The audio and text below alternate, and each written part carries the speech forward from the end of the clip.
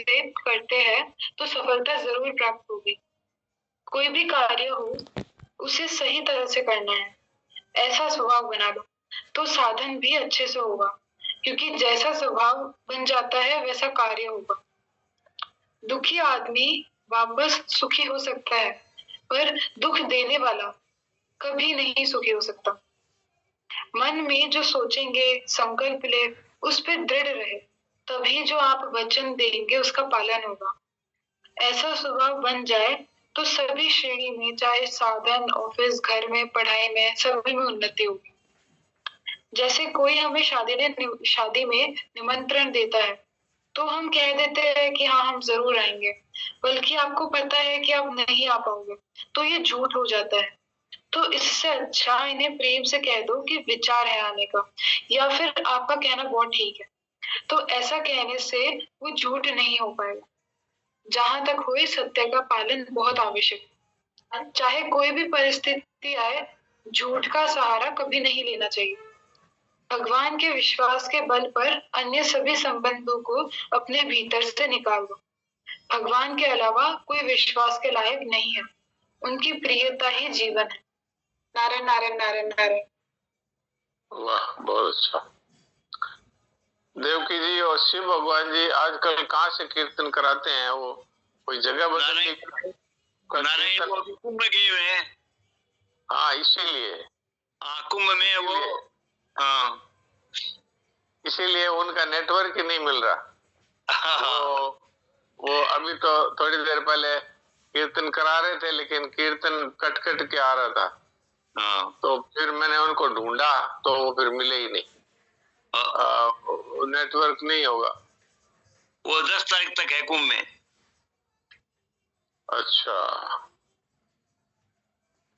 कुंभ में तो बहुत ज्यादा भीड़ है और वो इतनी सारी उनकी व्यवस्था बढ़िया है। वो गीता भवन के जो अपना पुस्तक बना रहे ना, हाँ, वहाँ उसको उनको एक जगह मिल गई है अच्छी। हाँ, चलो ठीक है, लेकिन गीता भीड़ बड़ा ज्यादा है। हाँ, करोड़ों आदमी। अब क्या है कि वहां से लोग है ना जा रहे हैं। अच्छा। अब वहाँ वो बसंत पंचमी को लोग आएंगे। गाड़ियां अभी बंद है, कल से गाड़ियां शुरू होगी। अच्छा अच्छा। हाँ, तभी आवाज कट रही थी। हाँ जी, बोलो। मैं भी सत्संग का सार अगर आपको उचित लगे तो बता। हाँ, जरूर बताइए, जरूर बताइए। जो जो भी सत्संग का सार लिखते हैं वो सभी हाथ खड़ा किया करें तो हम उनसे सुनेंगे। हाँ, सुनाइए। जो 3 जने 4 जने बोले तो समय इसी में पूरा हो गया। फिर भी देखो, अपने को क्या करना है, अपने को तो समय इसी में लगाना है। जी सर। सबका उत्साह उससे रहता है, और वो लिखने की आदत पड़ जाएगी ना तो उनके हृदय में भी वो बैठेगा। इसलिए हमारा तो उद्देश्य कोई किताब पूरा करना नहीं, हमारा तो उद्देश्य है कि सबके जीवन में सत्संग की बातें उतर जाए तो उनका जीवन ही सत्संगमय हो जाएगा। तो इसलिए मैं तो इसमें बड़ा खुश हूँ कि कई लोग लिखें तो कईयों की बातें सुने, क्योंकि एक से कोई बात छूट गई तो दूसरा सुना देगा। जी जी सर। हाँ, आप सुनाइए। नारायण नारायण। कोई भी कार्य अपने हाथ में हो वह सही ढंग से अच्छी तरह से करना चाहिए। ऐसा स्वभाव बनाए कि जो कुछ करे परफेक्ट करे, सही ढंग से करे। जैसा स्वभाव बन जाए वैसा ही जीवन बनेगा, साधन भजन भी वैसा ही होगा। प्रत्येक कार्य सही ढंग से विधि पूर्वक करे। किसी को वचन दे तो उसे भी सही समय पर पूरा करना है। मन में भी जो अच्छी बातें सोचे वह भी अच्छे ढंग से करना है। अगर मन में कोई बात तय की है, संकल्प किया है, पर उस तरह से नहीं किया तो उस मन संकल्प की हत्या कर दी। ऐसा स्वभाव बनाए कि जो विचार किया वह पूरा करना चाहिए। ऐसे लोगों को साधन में भी सिद्धि मिलेगी और व्यवहार में भी। जो संसार के कार्य में भी महत्व देकर ढंग से चलते, वैसे ही वह आध्यात्मिक कार्य में भी जल्दी उन्नति करते हैं सत्संग में जुटने पर। व्यवहार में भी समय पर कहे हिसाब से चलना चाहिए। अगर इस वचन देकर फिर नहीं चले तो वो झूठ हो जाता है। इसलिए कोई भी बात हो तो आने का विचार है या जाने का विचार है, इस तरह से बताना चाहिए, क्योंकि शरीर का भरोसा नहीं है। इसलिए विचार है यह कहना चाहिए। कोई जबरदस्ती आने का कहे तो उनसे कह सकते हैं कि आप जो कह रहे हैं वो ठीक है, उचित है। इस तरह बात कहकर चलना चाहिए। जहां तक हो सत्य का पालन बहुत आवश्यक है। सेठ जी महाराज भी समय पालन और वचन पालन की बहुत महत्व देते थे। उन्होंने सत्य की शरण से मुक्ति पुस्तक लिखी थी। अनजाने में झूठ क्यों बोले, सहज में मजाक में झूठ क्यों बोले। अगर किसी की हानि हो रही है और जीव जा रहा है तो वहां झूठ कह सकते। जैसे कसाई अगर के गाय के पीछे पड़ा हो तो उससे बचाने के लिए झूठ बोल सकते। तो प्रभु फिर अपने बात चली थी शरणानंद जी महाराज की बात। प्रभु विश्वासी गुरु तत्व है और कोई नहीं। उनका विश्वास उनका दिया हुआ है, अपना उपार्जित नहीं। उपार्जन के लिए सामर्थ्य दी है, ज्ञान का प्रकाश दिया है। उनकी दी हुई सामर्थ्य से मानव सेवक बनता है, सेवक कहलाता है। उनके विश्वास से आत्मीयता प्रदान, आत्मीयता और प्रियता, उन्होंने विश्वास, उनके विश्वास ने आत्मीयता प्रदान की है, प्रियता प्रदान की है। उनके विश्वास के सहारे अन्य सभी विश्वास मिटा दो। उनके संबंध के सहारे अन्य सभी संबंध मिटा दो। उनका संबंध ही संबंध है, उनकी प्रियता ही जीवन है, और कोई नहीं है। जी नारायण नारायण जी सर। वाह वाह, बहुत अच्छी बातें लिखी है। जो जो छूट गई ना प्रांजल से, वो आपने बहुत अच्छे ढंग से लिखी है। मेरे को इसलिए आज मैंने बोला कि मैं आज बता देता हूँ। हाँ तो आप बताया करो, इससे बहुत सारी बातें खुलासा होगी और कई की बातें जो नहीं आ पाई है तो वो आ जाएगी। जैसा कभी प्रेम की बातें चलती है तो लिखने का मन ही नहीं होता, जैसा लगे सुनते ही। तो ठीक है, प्रेम में डूब जाओ और क्या। जी जितना लिख पाए लिख लो। जी सर। बाकी तो अपने को तो अपना तो जीवन का उद्देश्य ही है भगवान के प्रेम में डूब जाना। तो फिर उसमें कुछ भी नहीं हो तो भी हो गया बहुत कुछ। बहुत अच्छा। किसी का कोई प्रश्न है तो बोल सकते हैं भाई।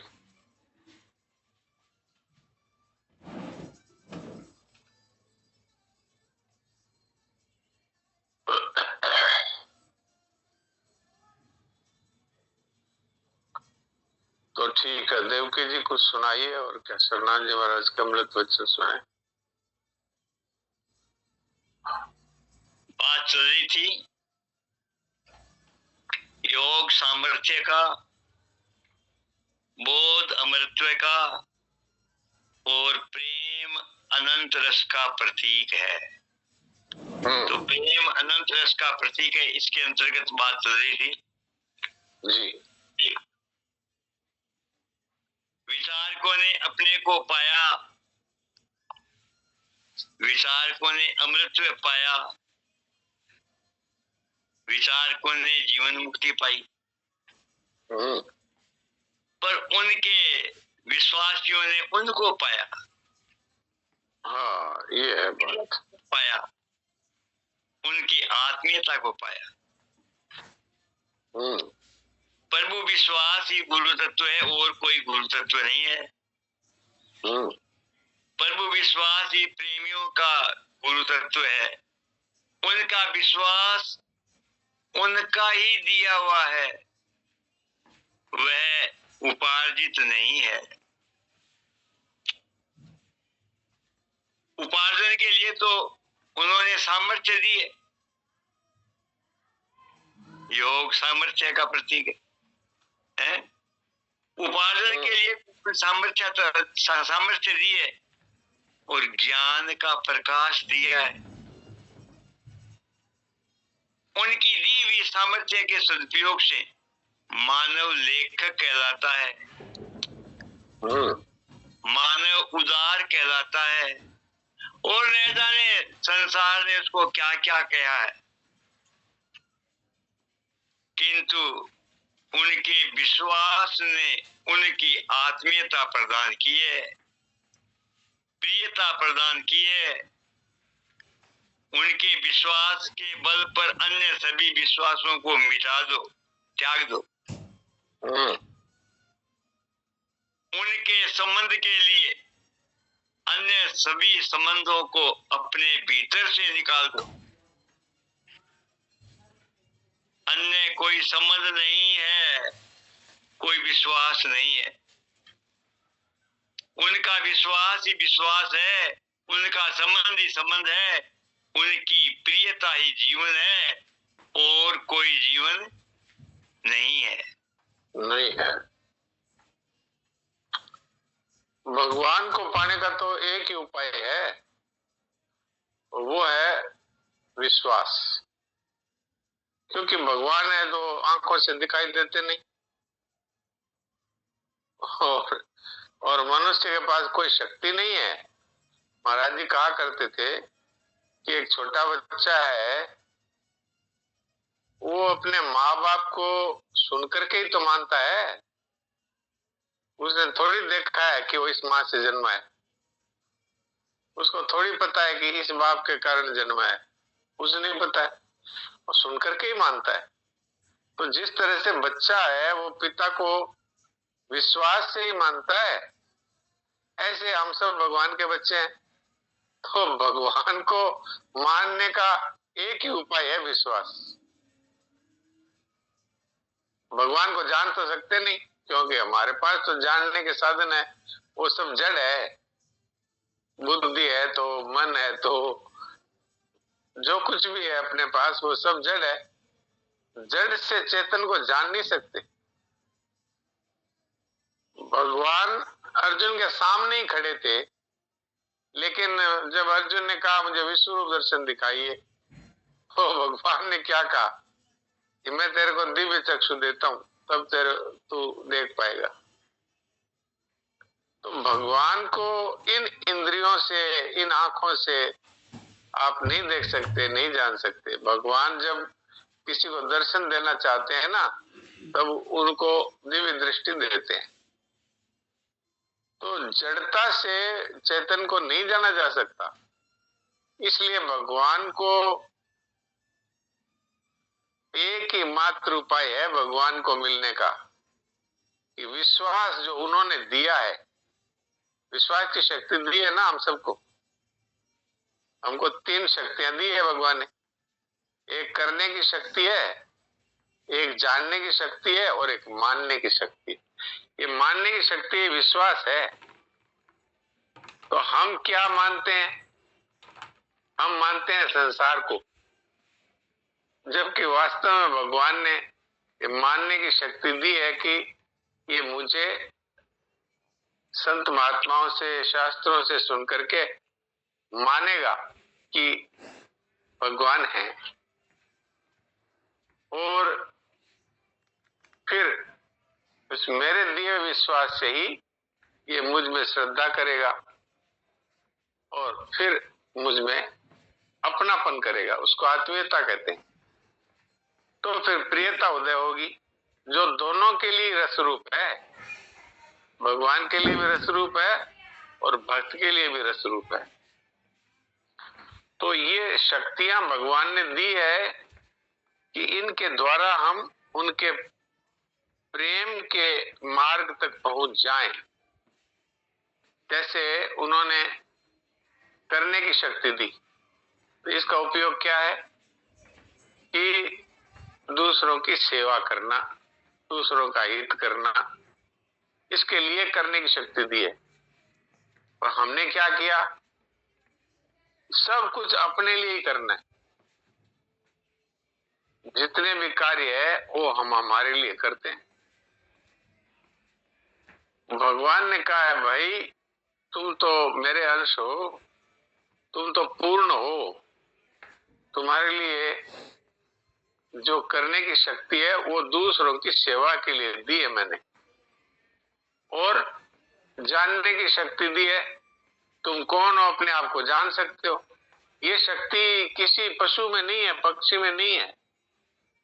अपने आप को वो जान नहीं सकते, हम जान सकते हैं। हम शरीर को और अपने आप को अलग अलग जान सकते हैं कि भी ये शरीर है, नाशवान है, और हम इसको जानने वाले हैं, सदा रहने वाले। ये बात कोई पशु नहीं जान सकता, कोई पक्षी नहीं जान सकता, कोई कीड़ा मकोड़ा नहीं जान सकता। और भगवान ने ये शक्तियां दी है अपने को, उन शक्तियों के द्वारा हम चाहे तो संसार के लिए उपयोगी सिद्ध हो जाए उनकी सेवा करके, चाहे तो अपने लिए उपयोगी सिद्ध हो जाए अपने आप को जान करके। अगर आप अपने आप को जान जाते हैं तो आपको मृत्यु का भय नहीं रहता, क्योंकि आपने जान लिया कि ये शरीर नाशवान है और मैं इसको जानने वाला। मैं आज तक कभी मेरा अभाव हुआ नहीं, जैसे भगवान का अभाव नहीं होता ऐसे मेरा भी नहीं होता। तो आपको मृत्यु का भय मिट जाता है और तत्काल ही आप जीते जी मुक्ति का अनुभव कर लेते हैं। और भगवान पर विश्वास कर ले कि भगवान है, बस उनके अस्तित्व को स्वीकार जब कर लेता है तो उसके बाद का काम सब भगवान का है। भगवान अपने आप सब करवा लेते हैं। और मनुष्य क्या है कि अस्तित्व को ही नहीं मानता भगवान के। आप कहेंगे हम तो मानते हैं। अगर आप और हम मानते हैं तो ये बताइए कि हम वो भी करते हैं जो नहीं करना चाहिए? अगर करते हैं तो हम कहाँ मानते हैं कि भगवान है? क्योंकि भगवान के बारे में तो ये कहा गया है कि वो सब जगह मौजूद है।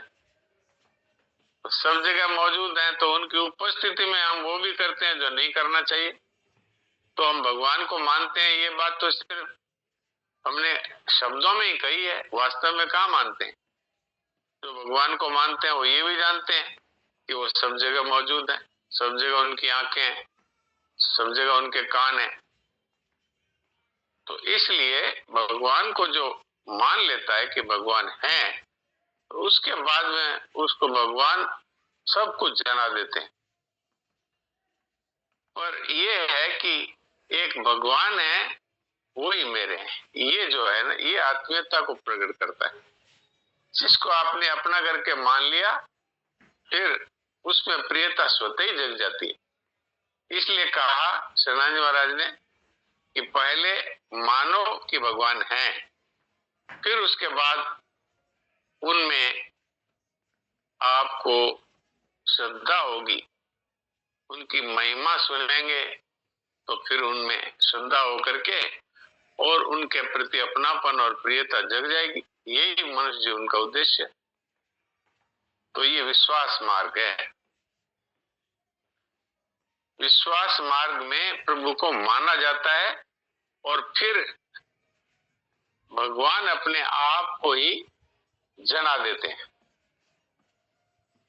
रामायण में ये बात आई है कि वही मुझे जान पाते हैं जिनको मैं अपने आप को जना देता हूं।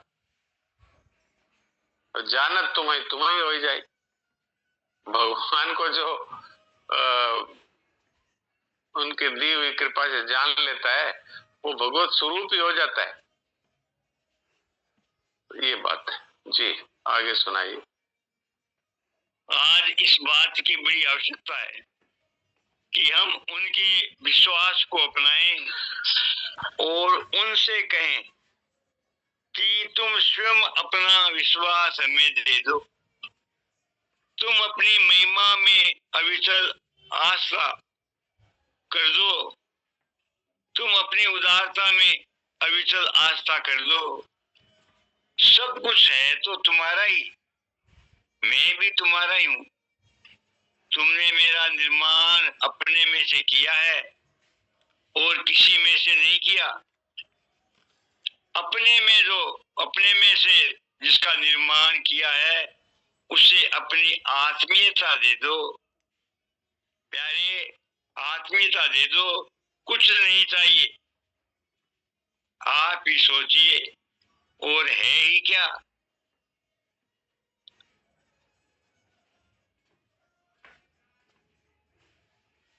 कुछ नहीं चाहिए, ये है इसमें मूल बात। तो जिसको कुछ भी चाहिए उसको तो आत्मीयता नहीं मिलती। और कुछ नहीं चाहिए, ये है, ये कामना का त्याग है। कामने के त्याग से भगवान तत्काल प्राप्त होते हैं, ये बात भगवान ने गीता में कही है। जिस समय मनुष्य कामनाओं का त्याग कर देता है संपूर्णता से, उसी समय वो अपने आप को जान जाता है। तो अपने आप को जानने का मतलब है कि वो आत्मवित हो जाता है, और आत्मवित होकर के अगर उसमें संतुष्ट नहीं होता है तो फिर उसको भगवत प्रेम प्राप्त होता है। तो इसलिए कुछ नहीं चाहिए, ये मूल बात है। जिसको भगवान के सिवा कुछ भी चाहिए उसको कुछ भी नहीं मिलता, कुछ भी नहीं मिलता। क्योंकि संसार में तो कुछ मिलता है तो वो भी नहीं मिलने के समान ही है, और भगवान जो मिलने वाले थे वो अब नहीं मिलते। क्यों? कि उसने और कुछ भी चाह न रखी है। जिसको और कुछ भी चाहिए उसको भगवान नहीं मिलते। भगवान एक बाण करुणा निधान की, सो प्रिय जाके गतिन आन की, और कुछ नहीं चाहिए बस।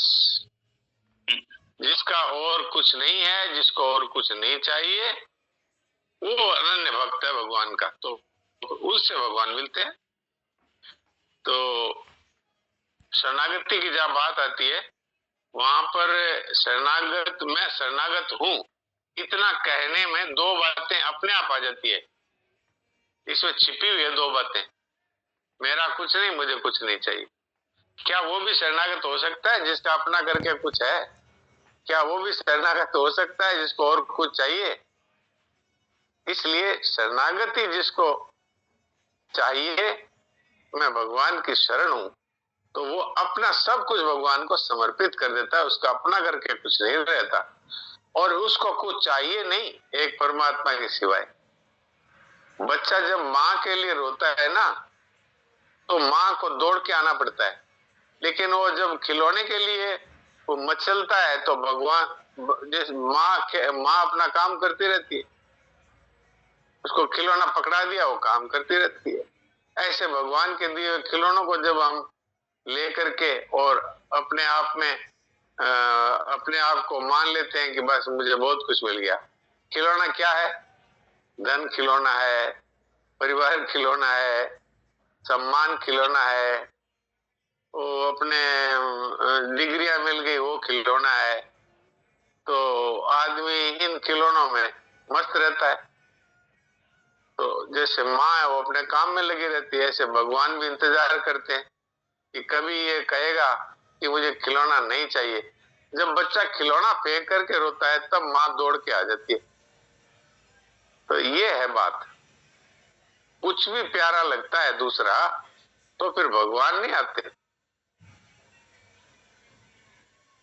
जी, कुछ नहीं चाहिए, कुछ नहीं चाहिए, ये है मूल बात।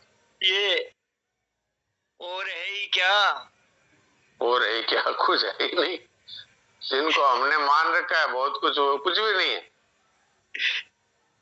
कुछ नहीं चाहिए। आप ही सोचिए, और है ही क्या? जिसे आप देख रहे थे, जिस पर आप सोच रहे थे, जिस पर आप मनन और जिज्ञासन कर रहे थे, वह तो सचमुच कुछ नहीं था। कुछ नहीं, कुछ नहीं, कुछ नहीं है। हाँ, वे ही सब कुछ है। तुलसीदास जी ने भी ये बात कही है, देखिए सुनिए गुनिए मन माही, मोह मूल पर नहीं। भगवान कहते हैं, ये भी शरणाजी महाराज जी यही कह रहे हैं, जो कुछ तुम देख रहे थे, जो कुछ तुम सुन रहे थे, जो कुछ मनन कर रहे थे, वो तो वास्तव में कुछ भी नहीं। हाँ। और बात भी ठीक है, खाली परिश्रम है। हाँ, खाली परिश्रम है, मिलेगा कुछ भी नहीं। संसार में ये देखा हुआ है। कोई एक व्यक्ति हमारे पास अभी कल ही लोग उठा करके लेकर के आए, तो हमने बोला भाई क्या हुआ? तो बोला कि बैठे बैठे हंसी की बातें कर रहे थे, हंसी ठिठोली कर रहे थे, और ये तो हंसी ठिठोली करते करते ही गिर गया। वो कोई 51 वर्ष का आदमी था। तो अभी भी उसको आईसीयू में डाल रखा है, सांस अपने आप नहीं ले पा रहा है, तो वो वेंटिलेटर से सांस जा रहा है और अपने आप उसको न तो सांस आ रहा है न कोई होश है। ये कल बात है, कोई 12 साढ़े 12 बजे दोपहर की बात है। तो मैं भोजन कर रहा था, तो वो मेरे पास मेरे कमरे में वो स्पीकर लगा हुआ है, उस स्पीकर से आवाज आई कि एक आदमी भयंकर स्थिति में आया है, जल्दी आओ। तो मैं अपना भोजन बीच में छोड़ के भागा। तो वहां जाके देखा तो 2-3 डॉक्टर्स लगे हुए थे, कोई गले में नली डाल रहा था, कोई सांस दे रहा था, कोई छाती दबा रहा था, कोई इंजेक्शन लगा रहा था। मैंने पूछा हुआ क्या? बोले अभी अभी अच्छी तरह बातें कर रहे थे, वो एकदम बात करते करते घुड़क गया। ये है, तो ये वास्तव में तो नहीं है, तभी तो ये है। तो ये कल की बात है, कल दोपहर की बात। तो इसलिए सनातन जी महाराज कहते हैं कि तुम जिसके लिए सोच रहे हो कि ये मिल गया, ये दिख गया और इसके लिए मन में चिंतन हो रहा था, वो सब कुछ नहीं। ये सनातन जी महाराज का कहना है। यही तुलसीदास जी ने कहा, देखिए सुनिए गुनिए मन माही, मोह मूल परमार्थ नहीं। और भगवान ने गीता में कहा है, असत है भाव न विद्यते, जो संसार में है ये सब असत है, इसका अभाव है, इसका अभाव। अब हम तो न तो संत की बात मान रहे न भगवान की बात मान रहे, तो फिर वही है जन्म मरण की तैयारी। तो आज का समय होने वाला है, इसलिए थोड़ी देर के लिए, आज तो मेरे को 2 मिनट पहले याद आ गया, तो 2 मिनट आज हम लोग अचिंत्य होकर के बैठे मूक सत्संग करें। जब किसी प्रकार का क्रिया और चिंतन नहीं होता, तब हमारी स्थिति स्वतः ही परमात्मा में होती है, आत्मा में होती है, अपने स्वरूप में होती है। कई बार बताया भी जा चुका है, कोई चिंतन अपने आप आए तो वो हमने किया नहीं, तो फिर हम क्यों चिंता करें? वो संसार में हो रहा है, मन में हो रहा है तो संसार ही है, बुद्धि में आ रहा है तो संसार ही है, इसलिए उसकी उपेक्षा करते हैं बस। न उसका समर्थन करें, न उसका विरोध करें, न उसको अपने में माने। अपने स्वरूप में तो कोई चिंतन क्रिया पहुंच ही नहीं सकती, इसलिए एकदम अक्रिय चिंत होकर के बैठे।